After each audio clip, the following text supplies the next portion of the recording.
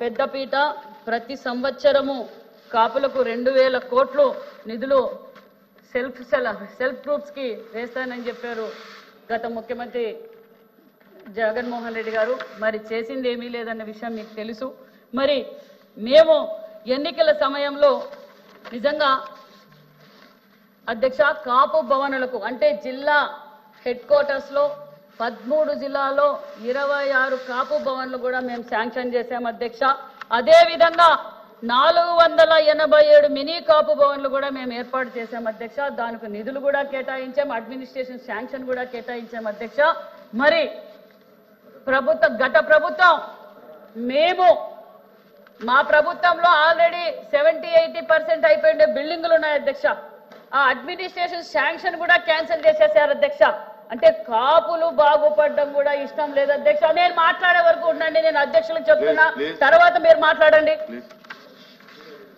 అదే విషయంగా అధ్యక్ష మరి ఎన్నికల సమయంలో మరి జగన్మోహన్ రెడ్డి గారు చెప్పారు అధ్యక్ష, మేము కాపులకు పెద్దపీట వేస్తాం, కాపులకు పెద్దపీట వేస్తామన్నారు. ఒక్క కాపు నేస్తం తప్ప చేసింది ఏమీ లేదు అధ్యక్ష. ప్రజలందరికీ తెలుసు అధ్యక్ష ఈ విషయం అనే విషయాన్ని కూడా మీకు తెలియజేస్తున్నాం. మీరు మాట్లాడతారా? నేను కూర్చోవాలి. ఇప్పుడు చెప్పారు కదా, మరి ఎందుకు అధ్యక్ష నిజాలు చెప్తే తట్టుకోరు, నిజాలు చెప్తే ఏదేదో మాట్లాడతారు. అదే విధంగా అధ్యక్ష ప్రతి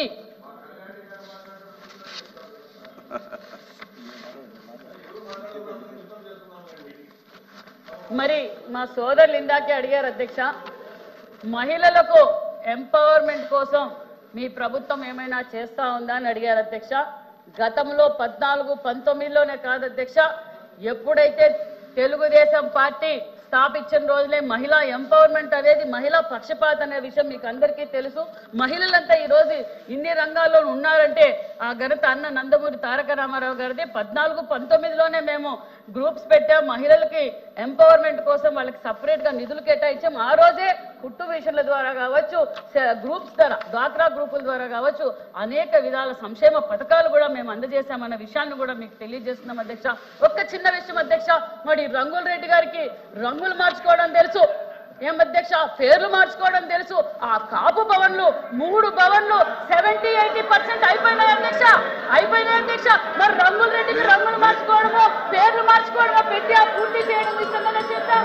కాపు ద్రోహి అనే చెప్పాలి అధ్యక్ష జగన్మోహన్ రెడ్డి గారు, గత ప్రభుత్వం అని కూడా మీకు తెలియజేస్తున్నాను అధ్యక్ష. అంతేకాదు అధ్యక్ష, మరి బ్రాహ్మణ కార్పొరేషన్ లో ఉండండి మాట్లాడుతున్నాం కదా, మాట్లాడిన తర్వాత మాట్లాడండి. నేను కూర్చుంటా, మాట్లాడండి. ఏం చేశారో చెప్పండి, చెప్పమనండి అధ్యక్ష, చెప్పమనండి. రంగులు మార్చినంత ఈజీ కాదు అధ్యక్ష, భవనాలు కట్టి పిల్లలకి అంకితం, కాపులకు అంకితం చేయాలంటే.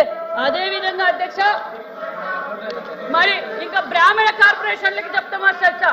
బ్రాహ్మణ కార్పొరేషన్లు 2015-16లోనే ముఖ్యమంత్రి చంద్రబాబు నాయుడు గారు బ్రాహ్మణ కార్పొరేషన్ ఏర్పాటు చేశారు అధ్యక్ష. అధ్యక్ష మాట్లాడతారా? నేను కూర్చుంటా, మాట్లాడమనండి. మరి ఏంటి వినాలి కదా అధ్యక్ష, వీళ్ళ ప్రవర్తన ఎలా ఉండాలి అధ్యక్ష? ఏదైనా నిజాలు చెప్తే ఇలా మాట్లాడతారు, నిజాలు చెప్పితే ఇలా మాట్లాడతారు అధ్యక్ష. అంటే చర్చకు రావడానికి మేము సిద్ధంగా ఉన్నాం అధ్యక్ష, మేము చర్చకు రావడానికి సిద్ధంగా ఉన్నాం. ఏం మాట్లాడుతున్నా చెప్పండి అమ్మా, మాట్లాడండి. ఏం కావు, మేము చేసింది చెప్తాం అధ్యక్ష.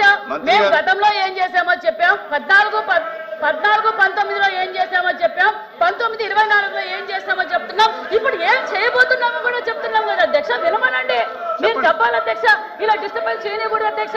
చెప్పండి. ఇప్పుడు బ్రాహ్మణ కార్పొరేషన్ మేము 15-16లో ఏర్పాటు చేసాం అధ్యక్ష. Please silent please. బీసీలు కాదు ఇది.